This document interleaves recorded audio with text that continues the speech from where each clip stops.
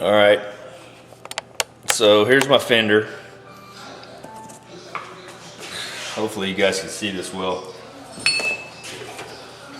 All right, so this is what we've got. I don't know what this come off of. There's no telling, Honda or Toyota or something, but it's really, really flimsy. I mean, this is about as cheap as it gets. That's probably why these are so cheap. You can pick these up, like I said, for right around $100. And that's your best bet. If you've got a newer car and you're doing collision, the new stampings on this stuff are pretty accurate.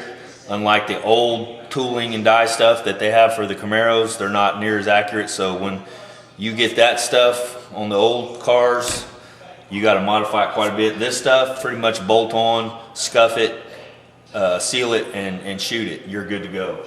But for these purposes, I'm going to use this. And like I said, look, I mean, this stuff is super just nothing. I mean, it's crap. So it's going to be hard to. It's going to be harder to work this, being that it's so flimsy, than it would be your regular, you know, thicker Dynacorn or AMD or whatever panels that you have. But for purposes of teaching in this video, we're going to talk about the direct damage. You can see here, maybe you can see that's pretty light. Right through here you can kind of tell something rubbed up against that to push that in. So here you have your direct damage. It comes in and it pushes it forward and back. Okay, so right here's your direct damage, or in this general area. Okay, so this right here is what we call indirect damage. Now we talked about this being a wave. Okay, you picture if you throw something in the water and it creates that ripple effect. So you see those ripples going. Well, it's the same thing in the metal. Boom, it hits it here, it pushes until that wave stops. Well, since it's metal, like in water, it's just obviously going to just plane out. In metal, it's going to stop in that wave, and this is the peak. Okay, right in here, you have the valley. Okay, here's your peak. So this is your high, this is your low. So the way you want to work this metal, and you've got a lot of ridges and peaks and valleys. There's another peak. This another peak. Here's a valley here. This is a valley down here. This peak runs all the way across here. And hopefully you guys are getting. Let me try to zoom in a little bit. I apologize. My camera is. I've got this little tiny screen that I can barely see what you guys are seeing. So I'm trying to. But anyway, another valley in here. Another valley down here. This thing is just crumpled. That's probably why they didn't want to take the time to do anything with it, and I get it. I completely get that. These panels are cheap, so it's no big deal. But like I said, for purposes of this, just kind of give you an illustration of what's going on. So, if you were to just take your dolly and just stick it under the back of this and just start pounding down on that, all you're going to do is squash your peaks down, and you're going to crease your metal. You're going to jack this all up. It's just going to be awful. So here's where the I don't want you to call it scientific method, but when you analyze what happened, you're looking at it and you're going, okay, the car come in, it hit this way, it pushed this, and you can always tell by where the wave ended up. That's the way your damage happened. Okay, so here's where your damage stopped for the most part. I mean, there's some more damage up here. But if we just take this little area here, this is where your damage would have stopped. This is where the wave ended, okay, right on this peak line here. So that's where you're going to want to work your metal back this direction, okay? So what you're going to want to do is come underneath, right here under this side, hammer off dolly, okay? So your dolly's going to be right in this area, and you're going to hammer down on your peak while you're pushing up with your dolly. What you're trying to do is release this high peak, and you're going to have to release this stuff because this is what's holding it. If you were to take these out, which is what you want to do, it relaxes the rest of your metal, okay? Because this metal basically is, these things are holding this, which is pissing this off. It can't relax. It wants to relax. The metal wants to go back to its normal shape. But because of these guys here, it can't. And they're holding it in place. This one's pretty severe. It's even kind of crumpled up in there. That's going to be one of those that you have to get up in there behind it and really finesse that out. So this is a pretty, while it's a pretty small dent, it's a pretty complex dent because there's a lot of peaks and valleys in it. So you really got to figure out what you want to pull out of there first and what's holding that metal in the shape that it is. So what I'm going to do, this one here is really severe. So I want to let that one loose and relax this metal. Then I'll start working this metal, and then I'll continue to work down and get into my valleys and all that kind of stuff. So kind of give you an idea of what I'm doing. I'm gonna go get some hearing protection on. I probably won't talk a lot here after. I need to grab a couple hammers. I got all different shapes of dollies. Got my toe dolly, my heel dolly. Obviously these are called toe dollies because you got your toe, for the guys that don't know, okay? Here's your toe. This is your heel, looks like the heel of a shoe. These are just odd shaped dollies that have different, I think they actually have a name for this, I'm not sure what it is, but anyway, different dollies you have. They have comma dollies and all kinds of stuff. Again, your chisel, you can use that for certain things, you know, especially in this area here. You've got this area here that's collapsed in real bad. All this is gonna hold all this into place. So all this stuff has to come out before you actually start pushing this dent back up. Like I said, if you just took that and just took your hammer and started beating on that, it's basically going to push that straight down, and it's just going to make these creases worse, okay? So you need to let all these out first. So I'm going to pause this for a minute, grab my hammers. I'm going to come back and we'll get after it. All right, guys, I'm back. I had to get some coffee. I had a pretty crazy night last night. Just in case you guys don't know, people are crazy, and we had a stabbing. A girl got into it with another girl, stabbed her in the head, stabbed her in the back twice. We got there and she's laying out in the middle of the yard, you know, in shock, basically, blood all over.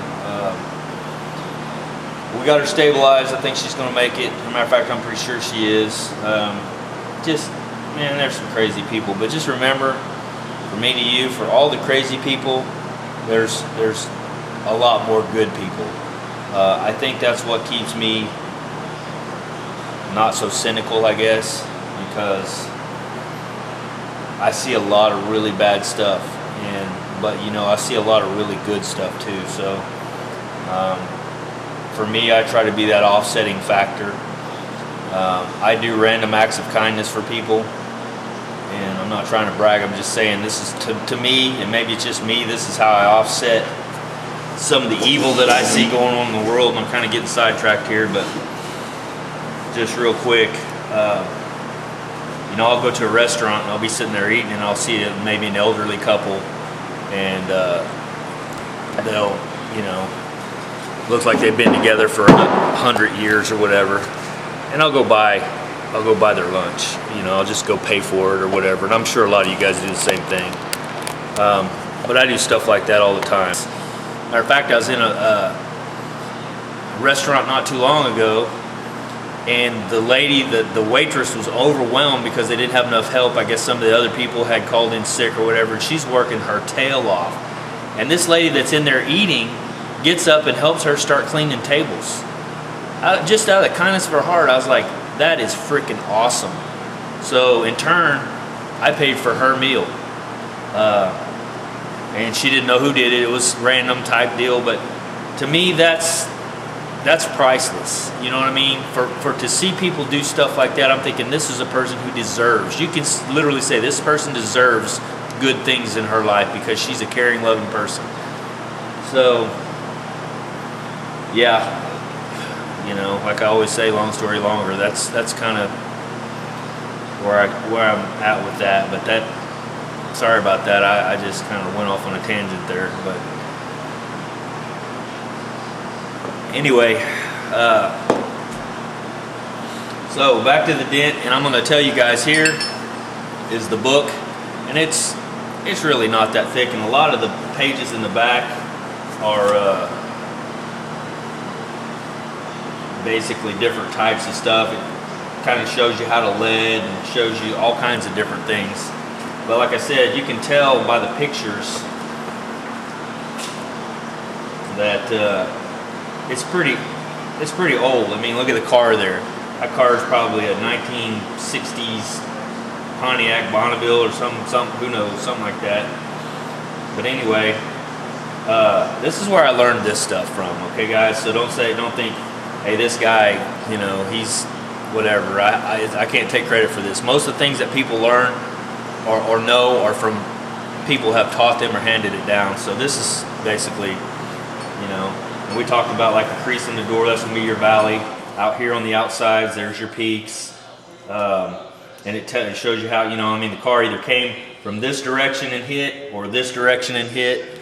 Either way you figure out, well, for me, I'm looking at this and here's your wave, okay? And hopefully you can see that.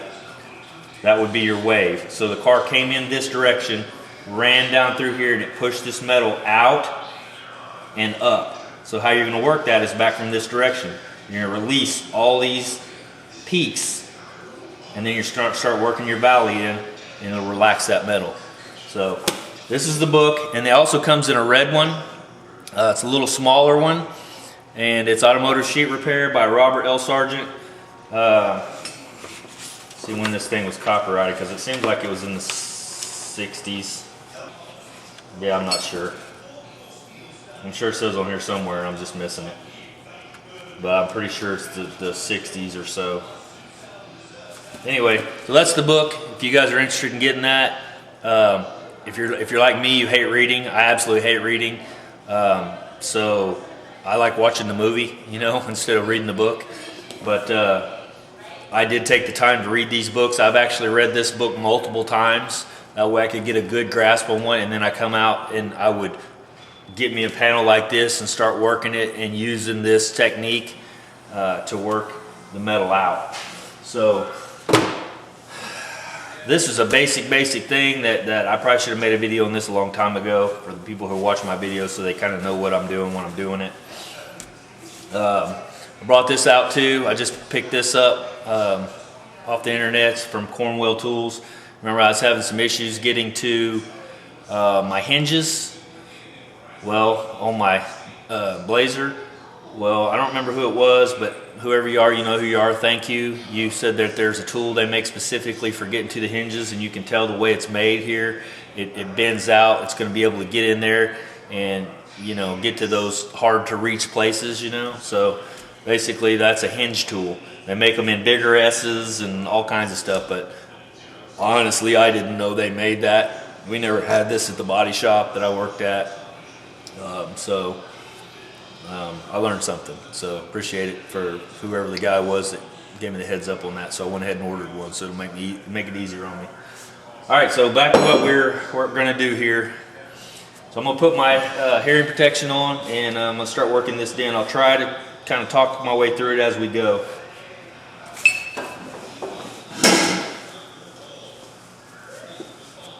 All right, so we know this is holding.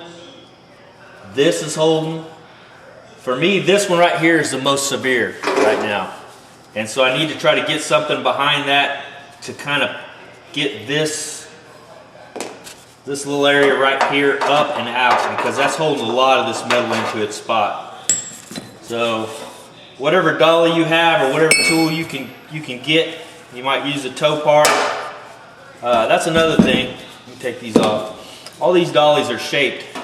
And like I said, this is for the guys who don't know. All these dollies are shaped in certain ways. You got this rounded edge. You got this rounded crown like that. You're going to put this under here, and it's going to conform to that shape. You've got all these different shapes you can use. If you've got smaller areas that are more round, like this one here is really round. It's a high crown. You can use that. All these dollies are made with all these shapes so that you can actually fit it to whatever you're working. So these are gradual, so you're going to want to use something that's more gradual like that.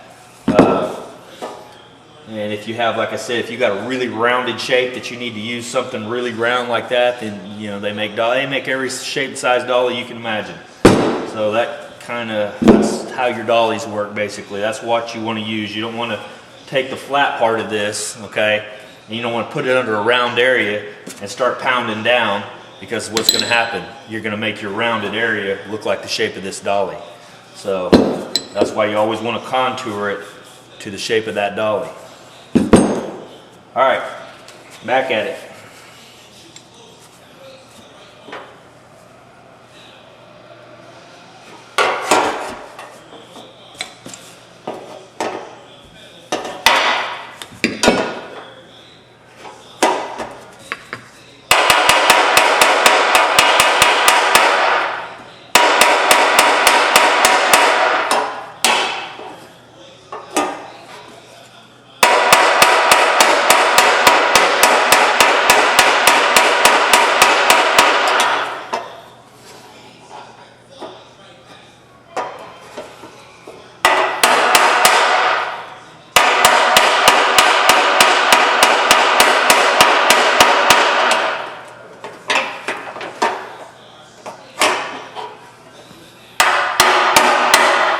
I've got this dolly underneath this part right here. Hopefully you can see under here, this part right here. Okay, so it's hammer off dolly right now, and I'm hammering on this to push that back into place.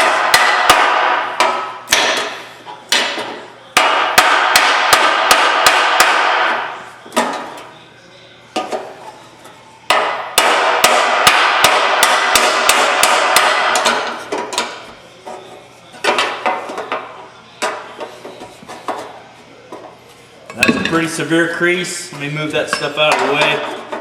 That's a pretty severe crease right there. So I don't want to hammer that straight down. I want to hammer that back to the way it's supposed to be. Because if I just hammer that straight down, it's going to make that crease in half like a piece of paper would. And hell, this stuff ain't much thicker than a piece of paper.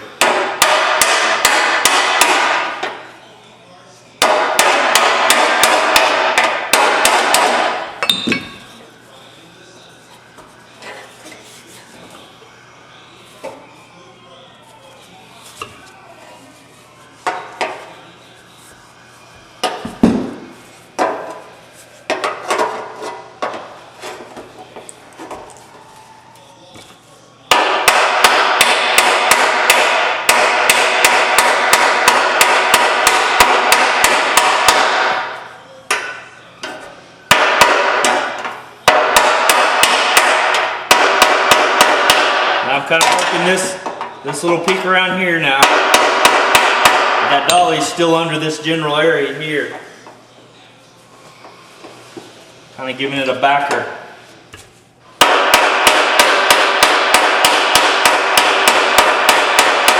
I already see the metal's coming out. It's trying to relax already.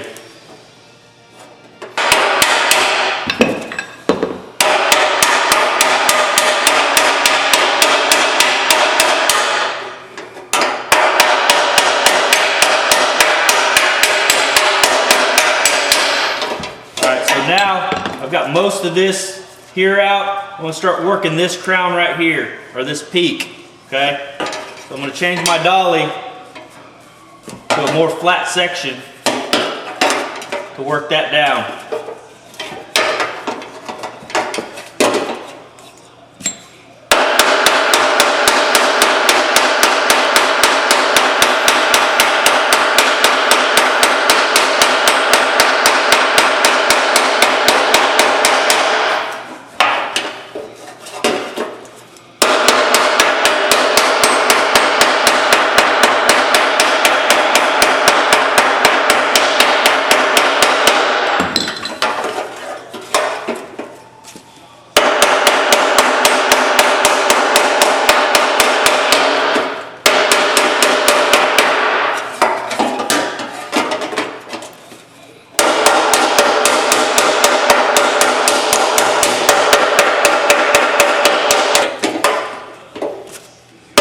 Another good thing is, which I don't have, you can get these dollies that have handles on them.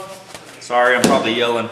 You can get these dollies that have handles on them. You can put them in your vise, and then you can set this metal on top of that, and this dolly will hold itself. That will make it a lot easier too, because right now I'm struggling with having to hold this dolly where I want it while this panel's moving and the whole deal. So If you can get one of those to where this dolly would actually just sit there under there, you can actually use your other hand to hold this while you're working and planishing this down. So that's another tip. Those are kind of expensive though.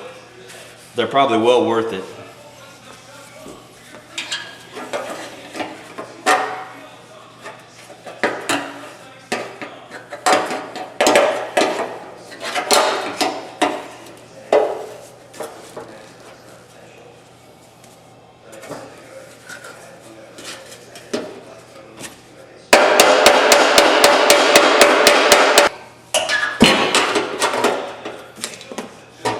Peak. I'm holding the dolly under here. Try not to hit your fingers.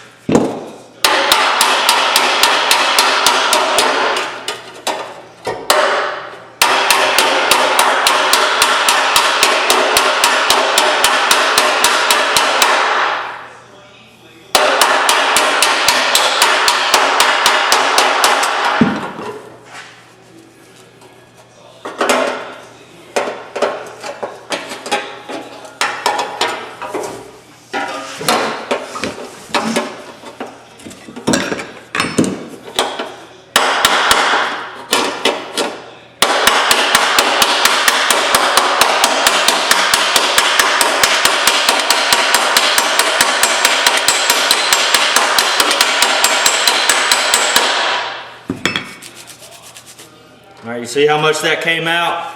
Hopefully you can see that. Now I've got this crease in here that needs to come back down. Well, I've got that part, that sharp side of the dolly right there, up into that corner. I'm gonna tap down on this again.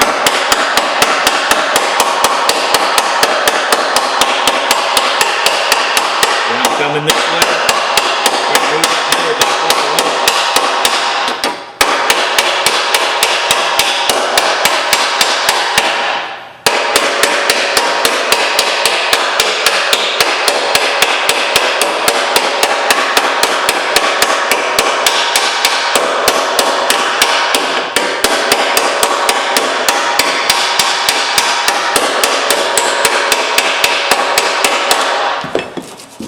Alright, so what you want to do is get this close, because when you do your final planishing, you're going to use your spoon, okay?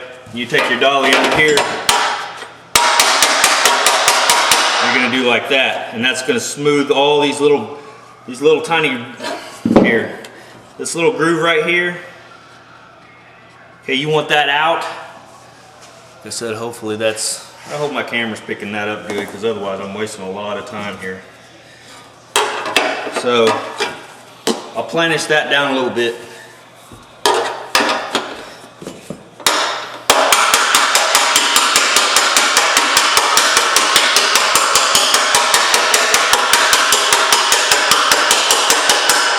And again, I'm stroking that in a circle. I'm not just popping straight down on it.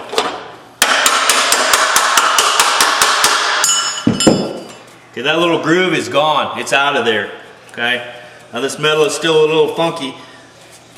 The way this fender works, and you can probably see this ridge here, it's running down this way, then it takes a funky turn like that, but the original shape is going this direction. So when you're doing something like this, you can actually take you a Sharpie just like I did and recreate that body line. That way you know where that body line is. Because you've got damage here, a valley, you got a peak out there, you still got your peak in here. We've worked a lot of this out. We still have to work this out, and I'm working it from both sides. So we'll just continue to work that out. You can also use your planishing spoon to work these down. Here, I'll show you that. And get your dolly on the back side like you want it. Right up underneath it. Okay, and go right, you're gonna hit right down on your peak while you're holding that dolly up real tight.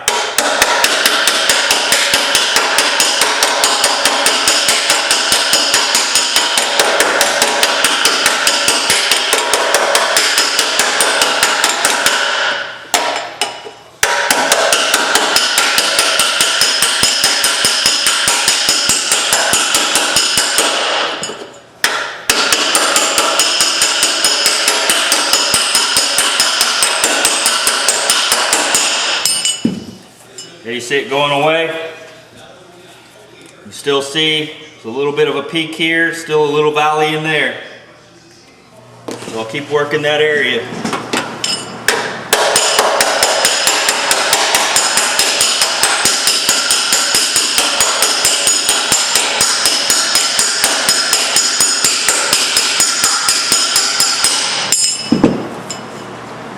All right, it's going away. Just got to keep working. I've got some more stuff in here. I'll work that down.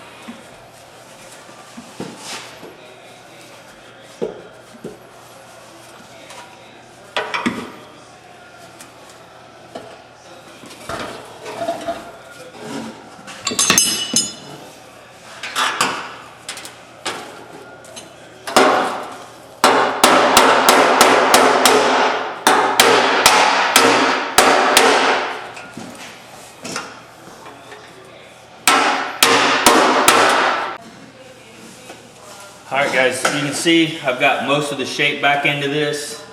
It's a lot closer than it was. Obviously it was pushed in and jacked up real bad. So this is just back in the general shape. Well, it still has lots of little creases and dents and all that kind of stuff. Well, this is where your fine tuning comes in. This is where you use your spoon. And what I like to do to find out, you know, to find my highs and lows is use your big Sharpie. And I'm just going to basically go right over everything that I've done. You can also use guide coat, whatever you want to use. But this is where I'm going to planish this stuff all down. Figure out where my peaks and valleys and lows and highs, or whatever you want to call them. But yeah, just get you a marker, kind of do one of these numbers. Remember your body line's right there. Okay, I still have some stuff to do up here, but I'm going to work this first. So let that dry for a second. It doesn't take very long, it'll start turning. Let me grab my other, kind of give you an idea. I've got another slapper that I actually made, and I'll show you how it works. Hold on a second. Alright guys, this is all this is a file. This is probably, matter of fact, it's probably this exact file. You can pick that up Home Depot, Lowe's, whatever. They're not very expensive. And all I did, and you can see the heating color on there where I heated it up. All I did was take a torch and melt it until it was basically kind of an orange, and then I bent it into the shape that I wanted it. And that's basically the same deal as this, okay? The key with this is it's got all those little serrations in there. So when you hit your panel, you can see where you're hitting. Whereas, and this is gonna make marks, don't get me wrong. Let me show you real quick. I put my dolly behind this. I start hammering on dolly.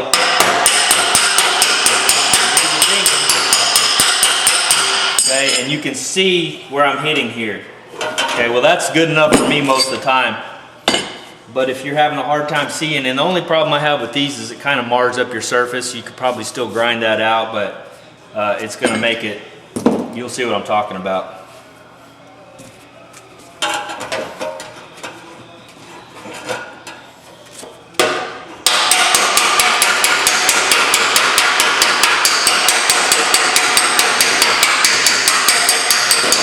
Now I'm moving this dolly around as I work it, and you can see let me try to focus in a little closer.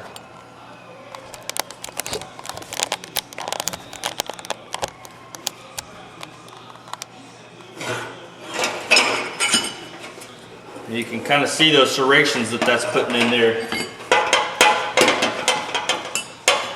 Just so you know, this is a bitch to hold this panel. I'm holding this with one finger, trying to push the dolly up from the back. Like I said, when it's on the car, it's going to be a lot easier to work your panel.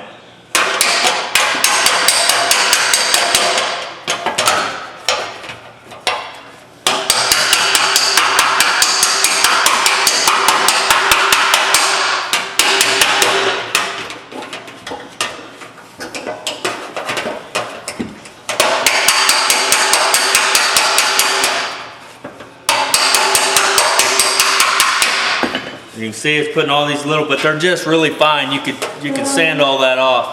Let me back you back out. I'm probably making it worse. So my personal favorite is the regular flapping spoon, because like I said, I can see what I'm doing because it's making the marker a different color as I hit. Again, you want to use your dolly to your advantage. You've got this kind of a crown, you try to use the closest crown that you have. So I'm putting that dolly basically right underneath there, basically like that. If I can keep this on this line, that'd be good too. And then just work that dolly back and forth as I'm planishing that metal. Like I said, I've had to kind of come up with some stuff over here to hold this up, and it's fighting me tooth and nail for sure.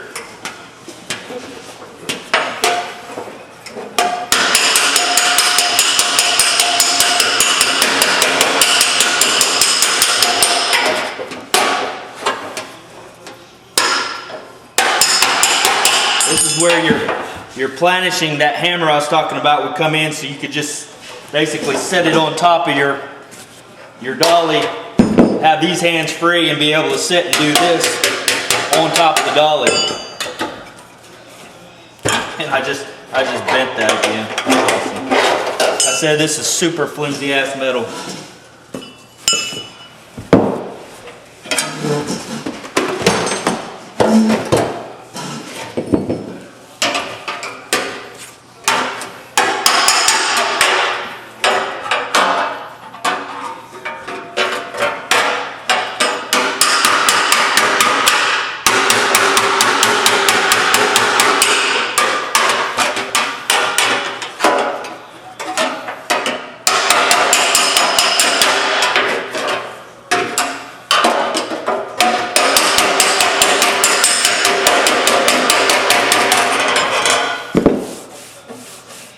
Sorry guys, this is fighting me like crazy. Not being able to hold this, jumping all over the place, and it's cutting my arm up pretty good. But I'm hoping I'm giving you guys a general idea. Let me grab some sandpaper real quick, kind of run over this, and we'll see where we're at with it. I'll bring it right back.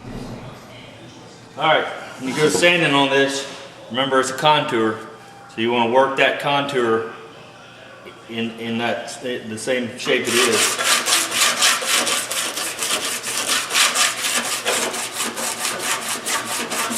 Kind of roll in my hand as I'm coming over. And now's when the tattletale comes out. Alright. Here, as you can see your highs and lows, okay?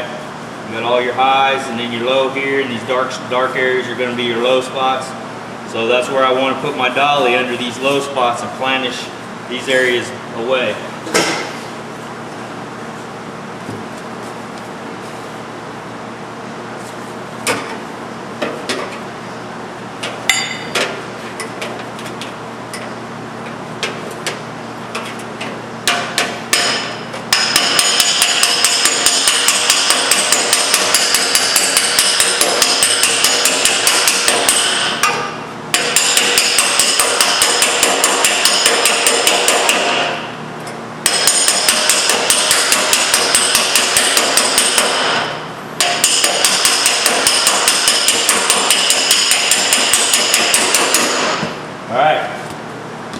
you see this area, it pretty much took that dent completely out of there.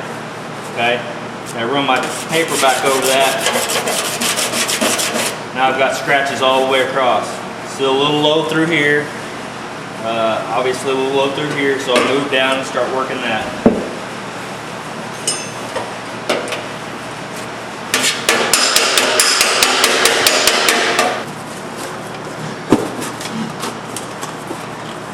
If I can MacGyver something up here.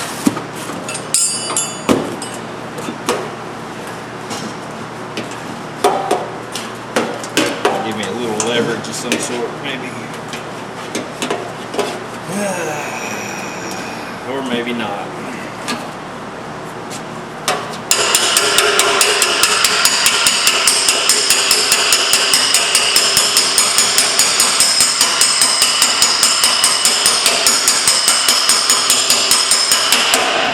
Now that makes it so much easier.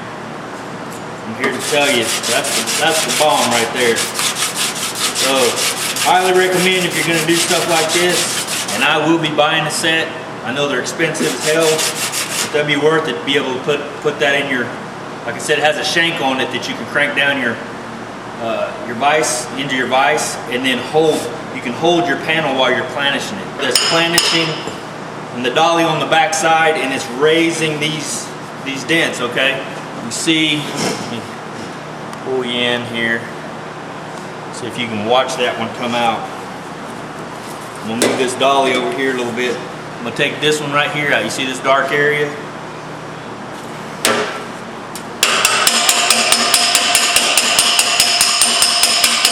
Just watching it go away, see it?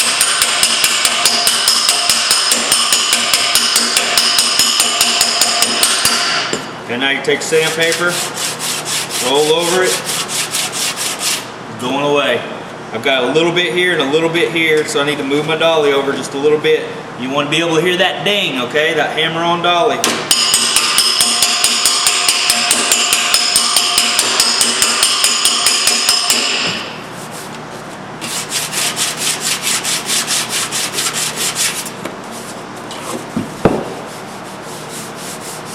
That's feeling really nice. Really, really nice. Now you see I've got dent here and dents here. And I could make this video, I mean, it'd take me another probably hour to work this out completely perfect, and to where all I have to do is, on this I wouldn't really want to use a file. You could, but this metal is so stinking thin, you really don't want to remove any of this metal on this panel. Now on the old panels you can get away with that. Like the 30s and 40s cars, you can really get away with that because they're even thicker. But this here, man, this is almost like a friggin' pop can. I mean, it's just horrible to think that's what these new cars are made of. I mean, watch this. This is, and I'm not freaking Superman. I mean, that's just complete shit. See what I'm saying? So, this is going to be an extreme example of what taking these dents out, because this metal does not want to work with you. It's so freaking flimsy. But you get the idea. I'm gonna go ahead and work this little guy out here real quick and give you another little heads up.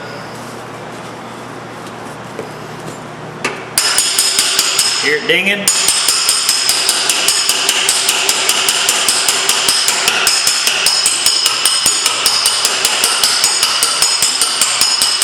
All right, gone.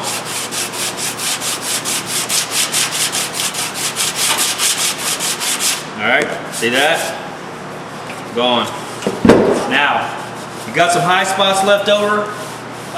They make those discs, the little round disc, and you can sit and run back over it, and the heat will shrink the high spots in that, where you can get that just as perfect as you want to get it. This right here is way good enough for if you're just going to put a little bit of filler coat or whatever on that would work out. Like I said, I haven't worked this down here that much more. All this area here that was really bad, I could work that out. Do the same thing. Get my dolly underneath it.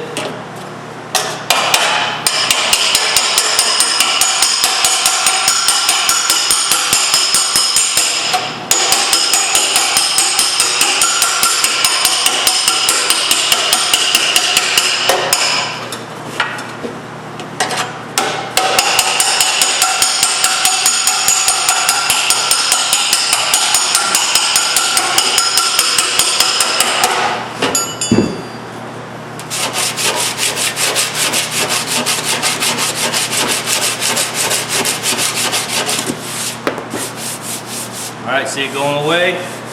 Got a low spot here. It's a little high right here, a little low in here. Just keep planishing it down.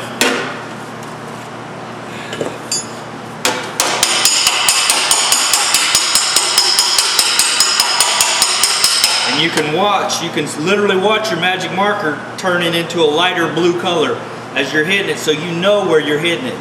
Again, you can use this little guy right here. That gives you more of a tells you where you're hitting. And I can really see all those little serration lines in that.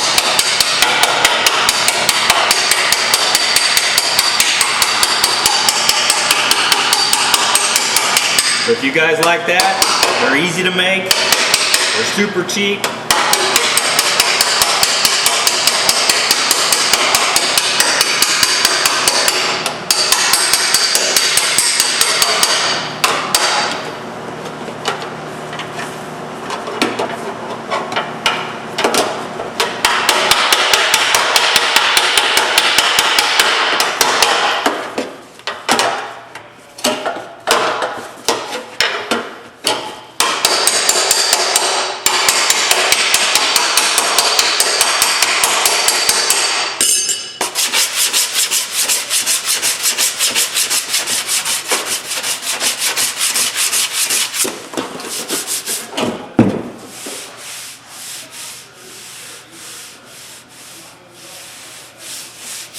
I can keep working that. Let me grab a file and kind of run over that. I said you don't really want to do this on this shitty metal, but I don't give a shit about this panel because I'm going to throw this in the trash after I'm done. This is another way to see your highs and lows. I've still got it. It's still a little bit right through there. I could still work that back up. It creased right there and split, and that's why that's so flimsy wanting to, I don't know if you can see, but right there it's split here and it's split there, and it just allows that panel to want to be really flimsy. So ultimately you want to beat these back into shape, probably tack weld your little spot in there and try to give that some kind of support. But it's pretty obvious why they threw this panel out. Because I don't know how much time I have in this right now, but literally they're going to order one for $100 and throw it on the car. They're going to charge the person who's they're working on the car probably $200 for the part, and then God knows how much money for the labor, probably $65 to $85 an hour for labor. So for them it's cheaper just to put a new panel on it, scuff it, shoot it. But like I said, again, this is for me, for you guys, just showing you there's a technique to releasing all those peaks and valleys. Once you get all that metal released out, okay, then you can come back in and start finessing this down. And literally I could get this metal to where it's almost damn near perfect. So this area still needs to be planished in here real good. And I can see because of my highs that I just here, and then there's still lows. Actually, this is probably where it needs to be, and these are lows. So I'll come back in with my spoon and take care of this.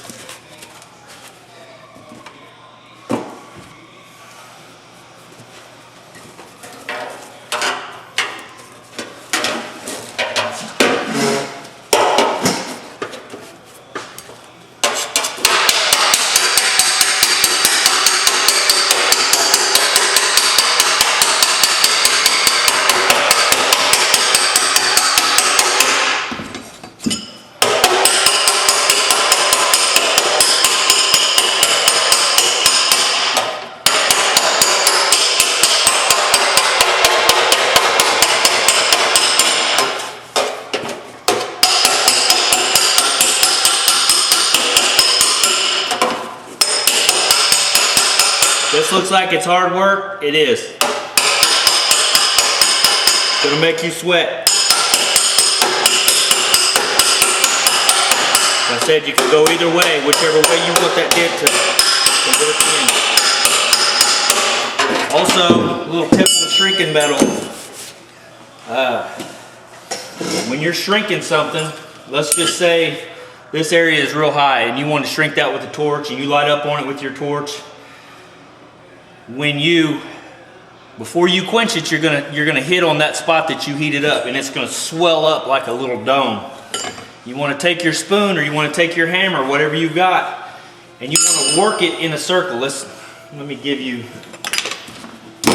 There it is. All right, let's just say this little area right there, okay, is our area that we heated up and it raised up. Okay, you want to take your spoon as soon as that heats up. You get it to where you want it. You're gonna do this in a circle. Okay, you're gonna push it back towards itself as you're popping down, okay?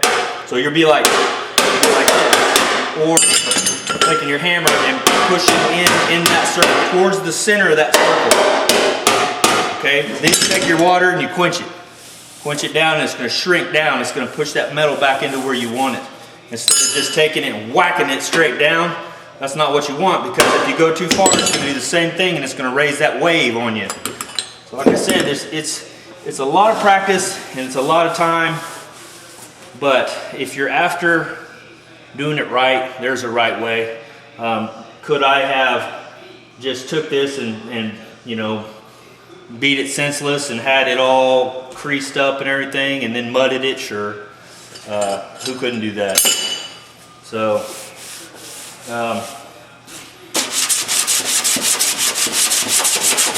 like I said, I could sit and work this, but I'll make this video so dang long, it'd be ridiculous. I could sit and work this area until it's just smooth, glass-ass smooth.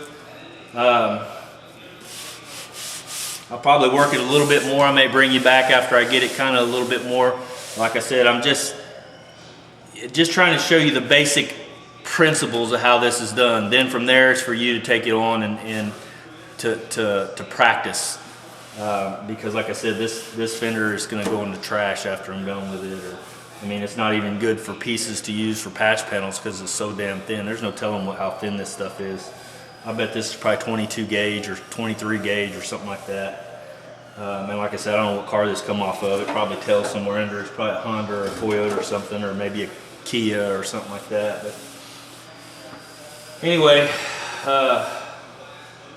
that'll be about it. Like I said, I'll bring you back for the rest of this, then I'll upload this video, then I'm gonna get back on the Camaro. I don't want to spend a whole much more time on this. I hope this helped you guys. I hope it didn't confuse you more. And to all the haters out there, if you can do it better, you know, make a video, show me. I'm all in. I'm learning stuff every day. So, you know, if you want to be that troll that gets on there, step up. You know, step up and do what I just did. Show me how you do it. Show me how it's done. Otherwise, don't talk shit. See you in a little bit. All right, let's see what we got.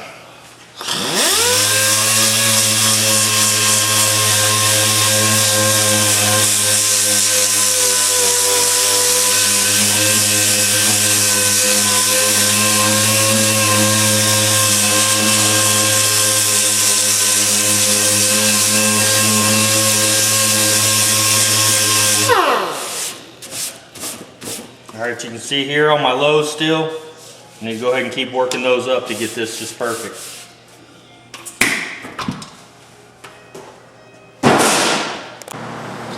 All right, guys, there it is. I didn't really work too much of this up here. I just, you know, and you saw what I did. I didn't really work that. I could work that all the way out. I was focusing more on this area here, getting them real bad wrinkles and all that kind of stuff out. So this gives you an idea how nice you can get this metal. Now this isn't perfect. Still, I could still work this a little bit more, but it's close enough that you're going to be able to wipe that with just the minimal amount of filler, and you're probably going to sand most of that off because this is such a smooth transition through here. I think it might be a little high through here. That would be an area where you could take your shrinking disc and run over this and just heat the area right here to where it kind of pulls it down a little bit.